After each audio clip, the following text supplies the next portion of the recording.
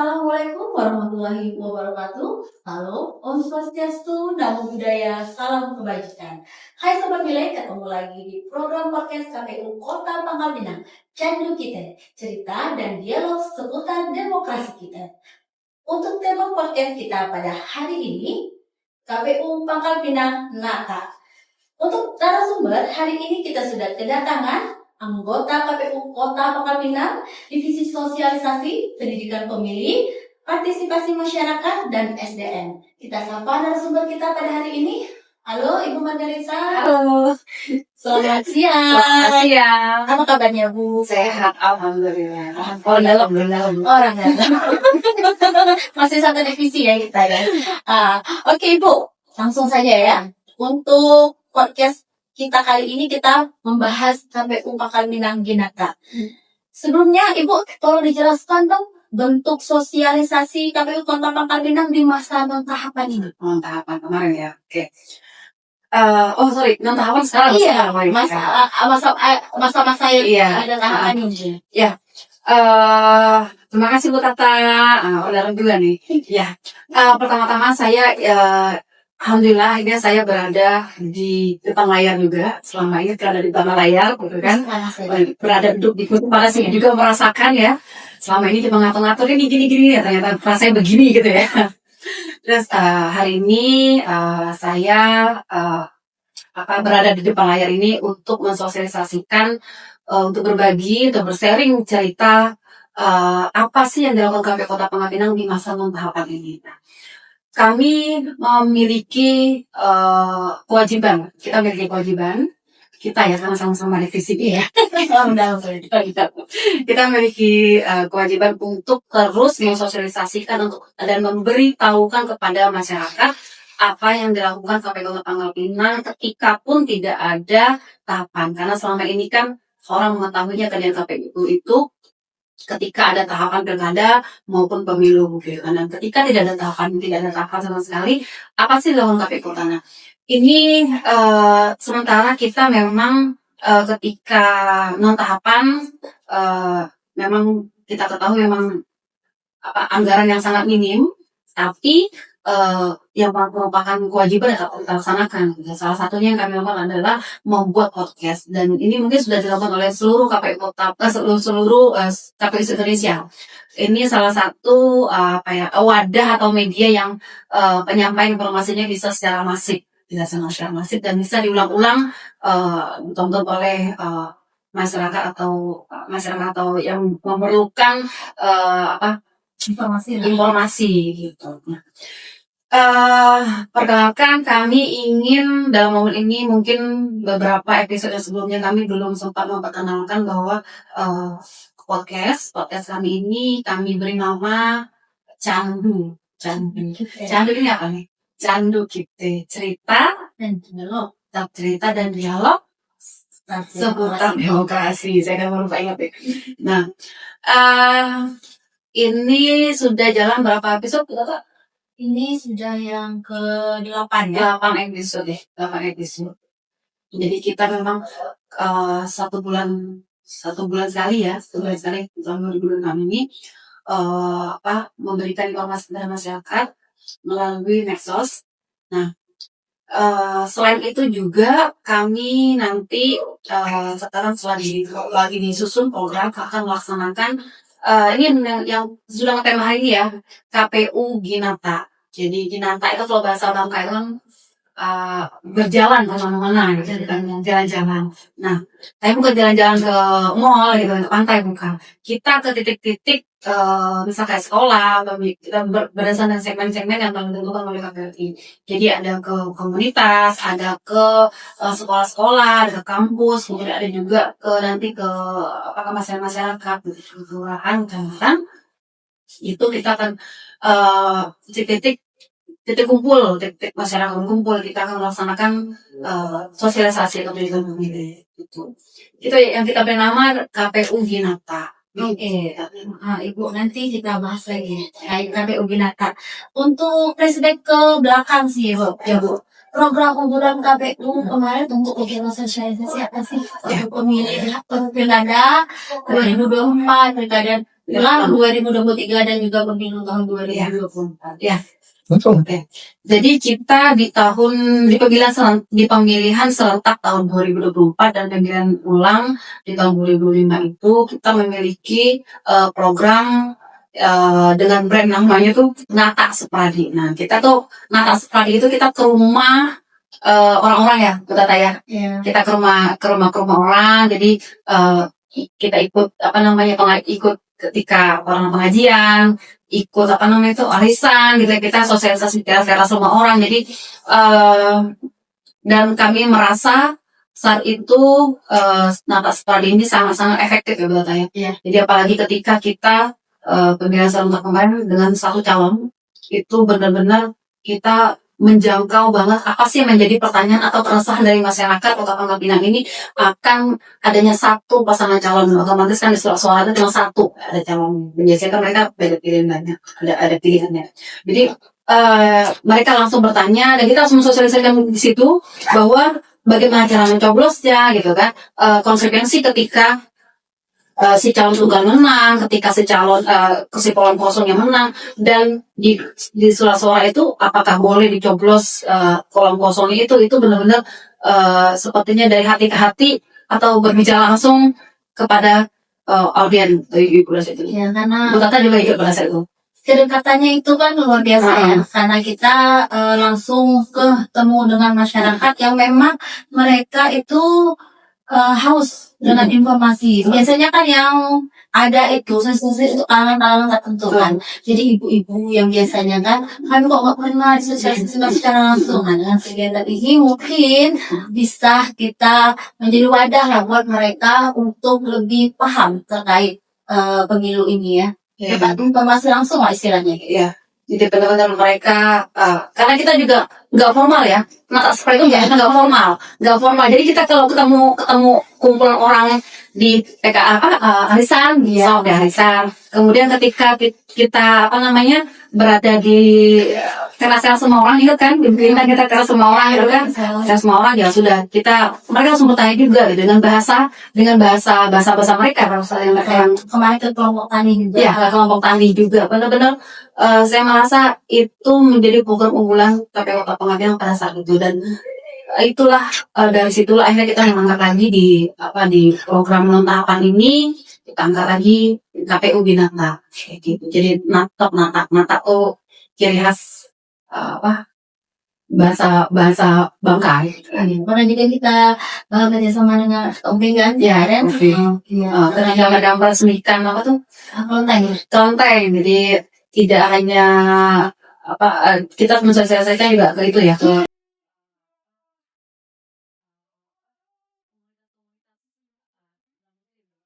Ya, kita tujuannya ke komunitas kecil lah, nggak perlu harus ke komunitas besar kan. Jadi komunitas kecil yang belum tersentuh itu semuanya kita jabani.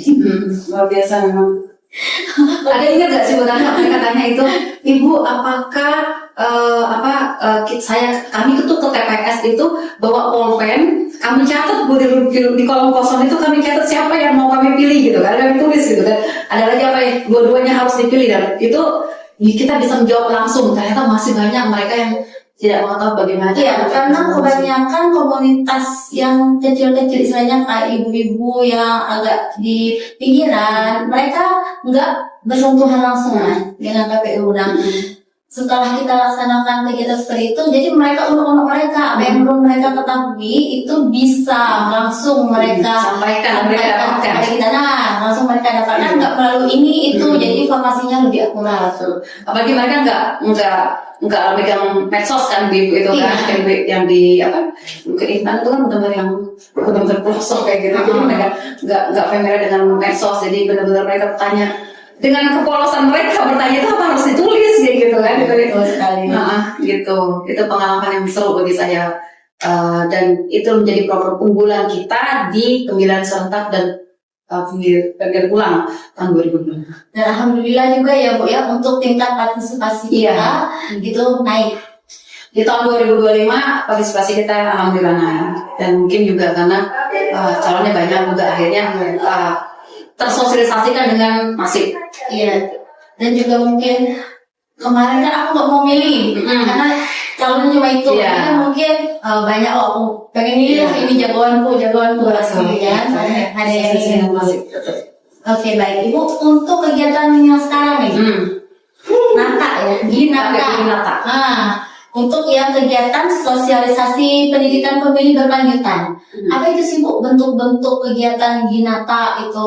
Ya, kita mengusung tema KPU Ginata. KPU Ginata itu kita sebenarnya konsepnya hampir sama dengan Nada Sepadi. Cuma kalau Nada Sepadi ini kan kita kemarin lebih ke komunitas-komunitas masyarakat yang kecil-kecil ya. Nah, ini lebih kita menggunakan KPU Ginata atau aja KPU berjalan kemana-mana, tapi ke sekolah, ke kampus, kemudian ke komunitas juga ada, terus juga kita ke kecamatan, ke kelurahan, tetap kita kolaborasi lah, kita combine formil dan non formilnya. Jadi kita kalau misalnya nanti ada ibu-ibu yang lagi nongkrong gitu kan di teras rumah orang, kita ajak kumpul gitu kan. Kemudian juga sekolah juga, kalau sekolah mungkin agak formil ya, terus kampus juga. Jadi kita kombinasi lah. Yang jelas kita KPU yang bahasa itu kita ngedatangin sekolah, ngedatangin kampus, ngedatangin komunitas, ngedatangin rumah-rumah orang gitu. Jadi dengan kerjasama pihak kecamatan dan kelurahan. Nah, untuk prioritas ada nggak? Prioritasnya misalnya untuk pendidikan pemilih ini kita lebih fokus ke pendidikan pemilih untuk yang pemilih pemula, atau untuk para komunitas, atau untuk yang seperti tadi Ginata itu ke masyarakat yang bawah. Prioritasnya lebih ke pemilih pemula dan pemilih muda ya, karena mereka untuk sementara ya, untuk kegiatan kita ini kan 1 bulan atau 2 bulan ya, kayak 2 bulan ini, 2 bulan ya. 2 bulan ini karena memang kita porsinya lebih banyak ke pemilih pemula dan pemilih muda ya.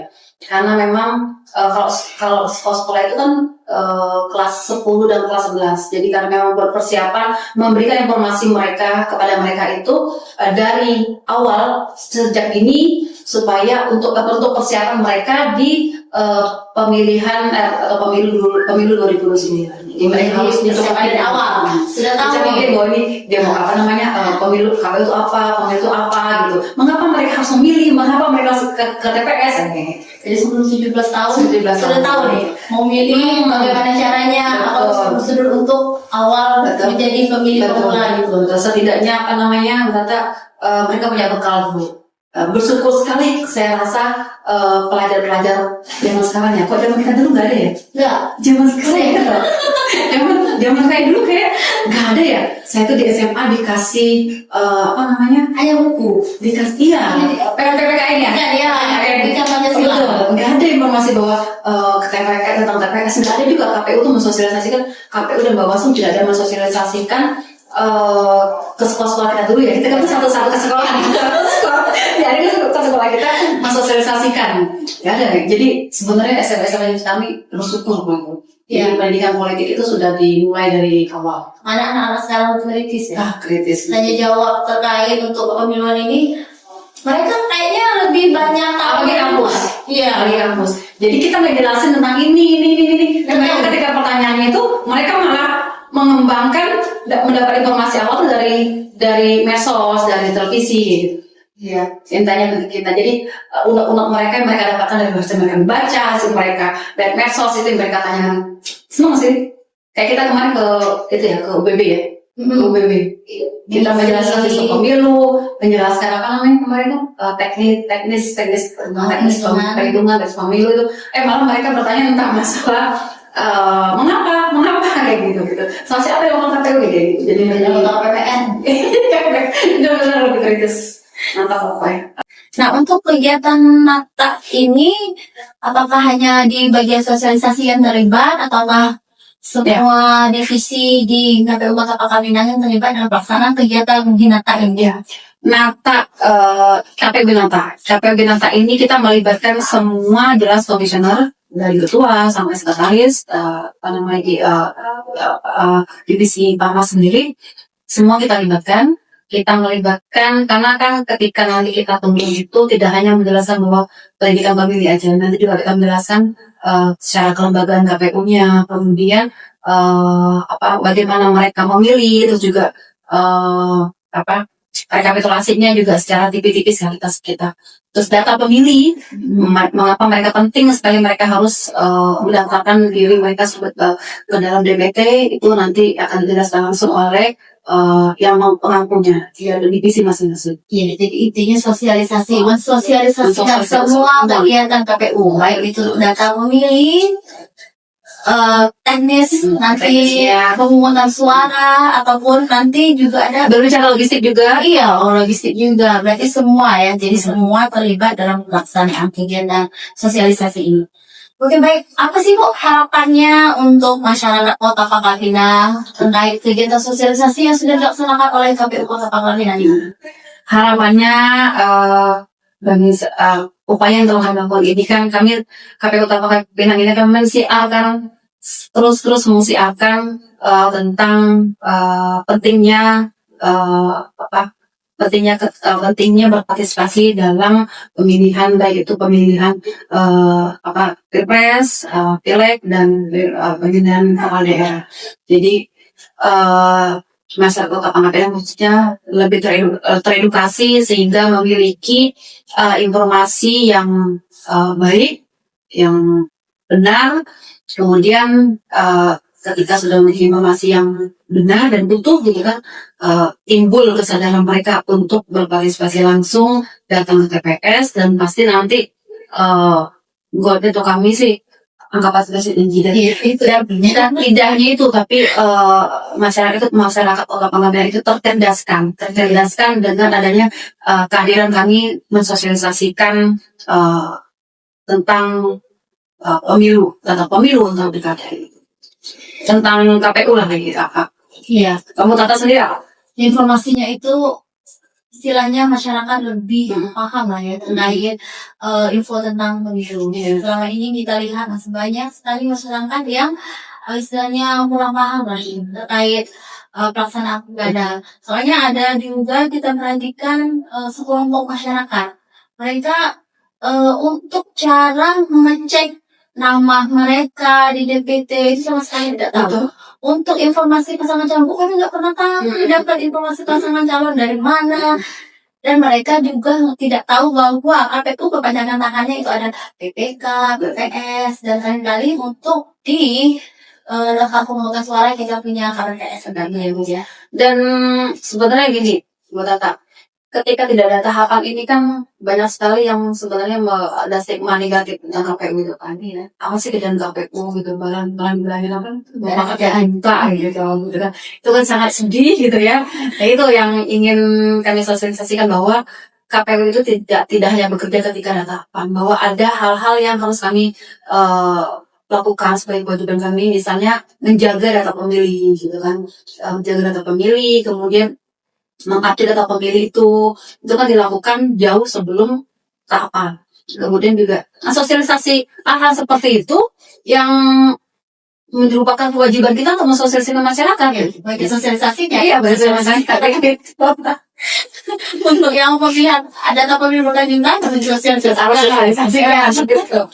Terus juga ada lagi di teknis apa namanya update pemutakhiran data parpol itu juga mungkin dari partai politik itu urusannya ada yang meninggal, ada yang keluar, ada pergantian baru gitu. Itu kita juga kita lakukan di KPU juga dilakukan ketika di luar tahapan. Itu yang banyak orang nggak tahu bahwa apa sih yang ada KPU Kota Pangkal Pinang ketika apa. Iya. 3 prioritas ini ya, nasional ya, untuk baik 3 kegiatan lain. Akhir Ibu, bikin kata apa banget Pinang? Saya mencontek. Saya mencontek idenya Bu Derita. Penderita. Ala penderita. Jadi ini salah ya. Saya melihat ide Bu Derita, Bu Profesor itu yang memang contek. Jadi 3 kata ya. M, nama saya ya, Margarita, M-R-G. M-nya mandiri, Kemudian R-nya ini biar dari jadi ramah disabilitas. R-nya jadi sosialisasi kita harus lebih ramah disabilitas. Nah, masuk kan R? Masuk. Terus G itu garda terdepan dalam melaksanakan pemilihan. Gitu. Pemilu. Garda terdepan. Berarti siap. Garda terdepan dalam ya. betul, garda terdepan dalam melaksanakan pemilu dan pemilihan. Oke, Ibu. Terima kasih ya, Ibu. Saya kan sudah jawab ya. Untuk kegiatan podcast. Iya, biasanya diundang sama di podcast lain tuh santai-santai aja gitu kan, tapi di podcast sendiri dia kayak Kenapa Mas sendiri ya? Kalau salah omong, omong ya. salah omong, salah gestur, atau gimana gitu kan, karena di rumah sendiri itu. Iya Ibu, saya lagi terima kasih Ibu sudah datang bersama kami. Saya emang datang tiap hari. Podcast ya datang setiap hari ya, mesti Bu harus datang setiap hari. Iya, walaupun tidak ada tahapan, datang tiap hari supaya gajinya halal. Oke, semangat untuk kita semua. Nah, baiklah Sobat Mile, demikianlah tadi bincang-bincang kita dengan narasumber kita Ibu Margarita selaku anggota KPU Kota Pangkal Pinang, Divisi Sosialisasi, Pendidikan Pemilih, Partisipasi Masyarakat, dan SDM. Kita jumpa lagi pada program podcast KPU Kota Pangkal Pinang selanjutnya. Saya Malina Puspita undur diri. Wassalamualaikum warahmatullahi wabarakatuh.